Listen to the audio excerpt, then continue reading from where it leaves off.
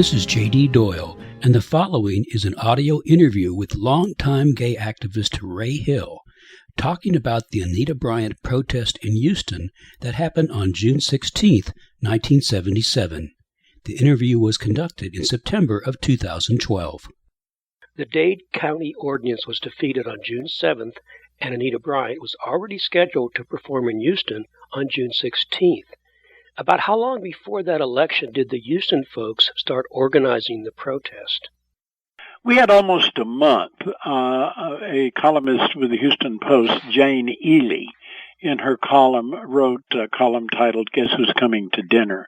And she made that simultaneous with the booking of Anita announcement by the Texas Bar Association.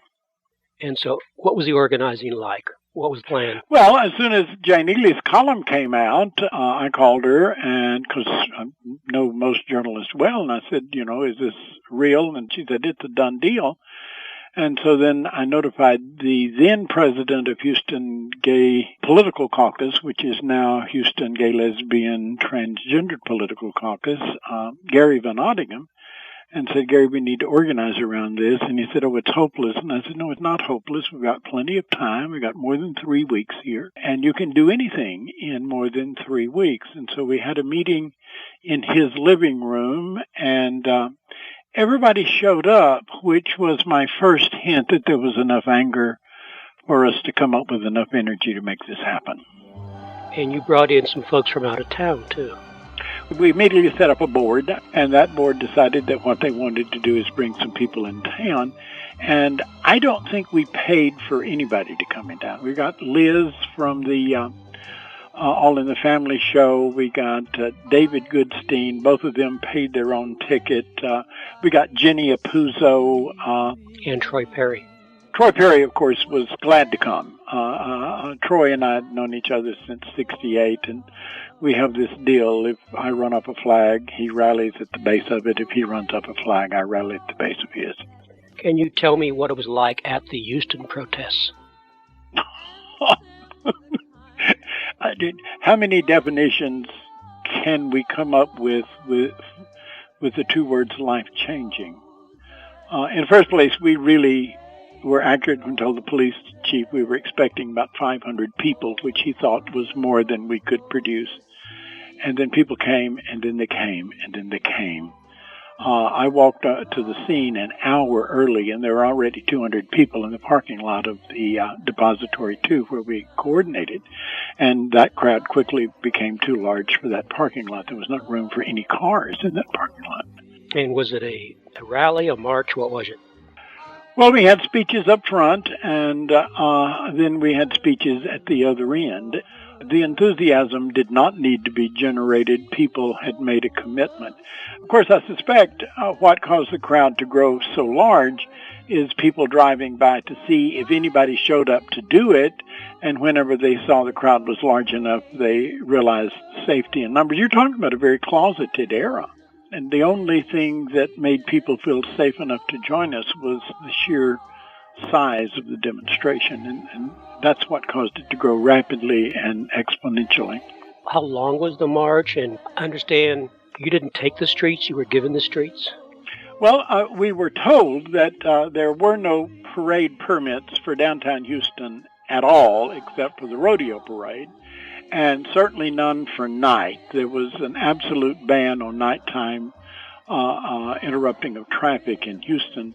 So we were told by the police, and we agreed to follow their dictates, that we would use the sidewalks on either side of the street, which gave rise to me saying, well, if we actually get 500 people, it would be easier and more efficient if we had sidewalks on two streets. So originally we had the sidewalks on either side of Smith Street, and I asked for the sidewalks on either side of Louisiana.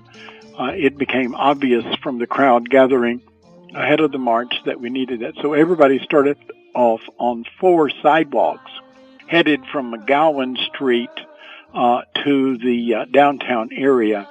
And that was moving at snail's pace. I mean, how many people can you put abreast on the sidewalk? And so Pappy Bond, who was the captain of Special Ops, called the officer standing next to me, because I was in charge of security and coordinating with the police, and the officer gave me his walkie-talkie, and I talked to Captain Bond. He said, "Take the goddamn streets." And I said, "Well, which one?" "Both of them." Because he was getting kind of emotional thing. Nobody had ever seen that size of demonstration in Houston.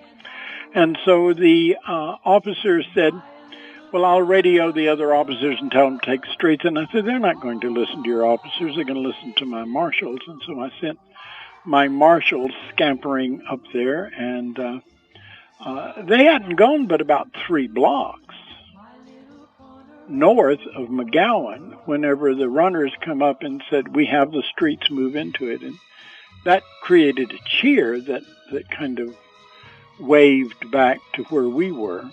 And according to Gary Van Ottingham's count, 12,000 showed up. Wow.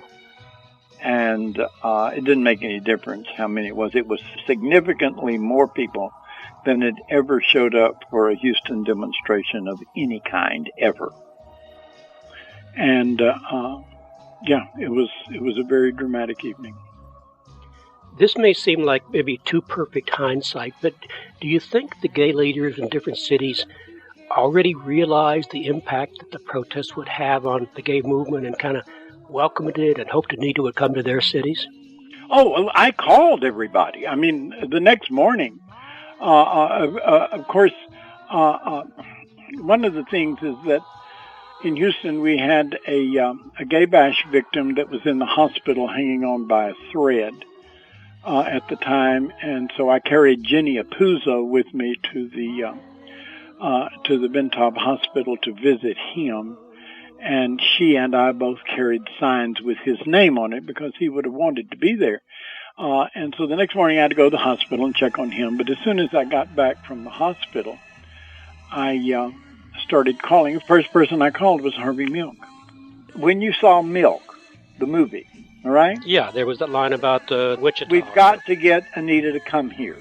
Well, that line was actually a product of the conversations that I was having with Harvey Milk, saying, "You can't believe what happened in Houston when Anita came." What is your kind of summation of the impact of Anita Bryant and her movement? I don't think that Anise Parker would be mayor of Houston now if Anita Bryant had not visited this city in 1977. I know that's an enormous leap, but I think that with Anita coming to town and giving us a clear target to organize in opposition to, had an enormous effect on our ability to put together a robust movement that accomplished its goals. Thank you, Anita. You couldn't have been sweeter.